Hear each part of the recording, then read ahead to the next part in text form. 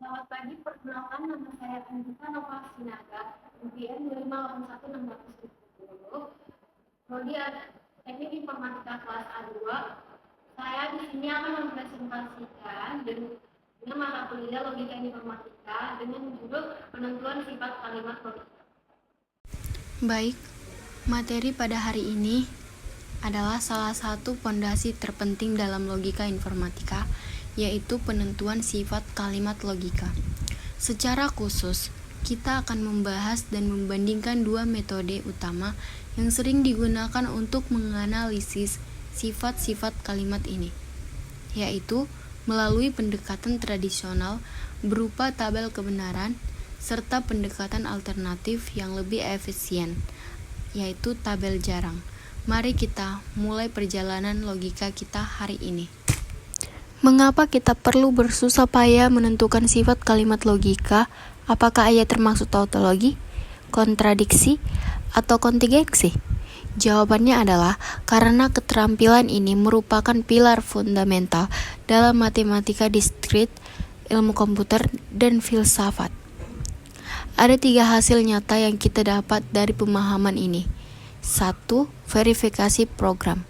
Di dunia software engineering, pemahaman logika menjamin kebenaran kondisi dalam algoritma kita agar terjadi bug logika atau kegagalan validasi sistem. 2. Desain dan analisis. Membantu kita menyederhanakan ekspresi logika yang kompleks di tingkat sirkuit atau kode, sehingga kita bisa memilih strategi pemecahan masalah yang paling efisien. 3. Penalaran formal. Memfasilitasi pembuktian ilmiah, optimasi basis data atau pengetahuan, serta membangun argumen yang kokoh berlandaskan prinsip logika proposisional. Sebelum melangkah lebih jauh ke sifat kalimatnya, mari kita segarkan kembali ingatan kita tentang dasar logika proposisional. Proposisi adalah deklarasi kalimat yang memiliki nilai kebenaran mutlak. Dia bisa bernilai benar atau true, atau bernilai salah, false. Tidak bisa kedua-duanya. Untuk menghubungkan proposisi-proposisi ini, kita menggunakan 4 operator utama, antara lain konjungsi, dan hanya akan bernilai true jika kedua pernyataan di dalamnya bernilai benar. Disjungsi, atau bernilai true jika minimal salah satu operannya bernilai benar. Negasi, bukan atau ingkaran. Sederhananya bertugas membalikkan nilai. Jika inputnya benar, maka hasilnya salah. Begitu pula sebaliknya. Implikasi, jika maka. Menariknya, implikasi akan selalu bernilai benar, kecuali ketika sebabnya bernilai benar namun akibatnya justru bernilai salah. Dengan keempat roda penggerak inilah kita akan menyusun kalimat logika. Sifat kalimat logika yang pertama kita sebut tautologi, yaitu kalimat yang selalu benar dalam situasi apapun. Mari kita lihat analoginya.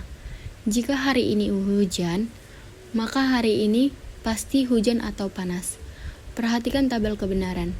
Berapapun variasi nilai input P dan input Q dalam kolom hasil akhirnya menunjukkan nilai true.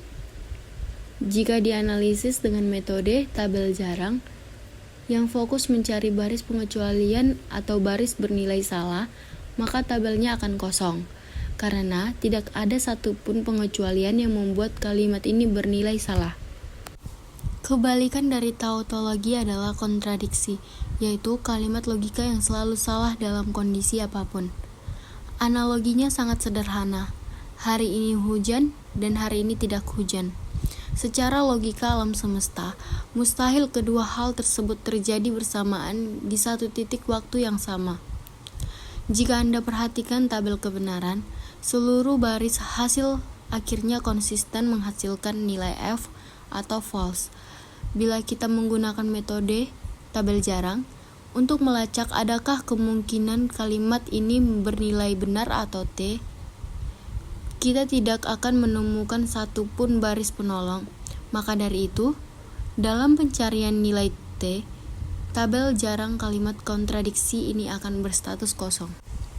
Sifat ketiga yang paling sering kita temui dalam kehidupan sehari-hari dinamakan kontingensi, yaitu kalimat yang nilainya kadang benar dan kadang salah, sangat bergantung pada situasi. Mari kita ambil analogi janji berikut. Jika kamu belajar, maka kamu lulus. Mari bedah situasinya berdasarkan tabel di atas. Baris pertama, belajar lalu lulus, sangat wajar. Hasilnya true. Baris kedua, Anda belajar tapi ternyata tidak lulus, berarti janji di atas dilanggar. Ini satu-satunya kondisi yang bernilai salah atau false. Baris ketiga dan empat, bagaimana jika tidak belajar? Mau Anda lulus atau tidak lulus, janji awal tidak bisa dianggap dilanggar karena syarat belajarnya tidak terpenuhi, bernilai true. Hasil akhirnya adalah campuran antara true dan false. Pada tabel jarang, baris bernilai false hanya ada satu, atau baris kedua. Karena hasilnya tidak kosong dan tidak penuh berisi satu nilai kebenaran saja, ia sah disebut sebagai kontingensi. Sebagai rangkuman dari materi ini, mari kita ingat kembali beberapa poin penting. Pertama, kalimat logika diklasifikasikan ke dalam 3 sifat, yaitu tautologi atau semuanya true, kontradiksi semuanya false, dan kontingensi campuran true dan false. Dalam praktiknya, kita memiliki pilihan metode. Tabel kebenaran sangat bagus untuk edukasi dan ekspresi logika skala kecil karena mencatat seluruh kemungkinan kombinasi secara detail.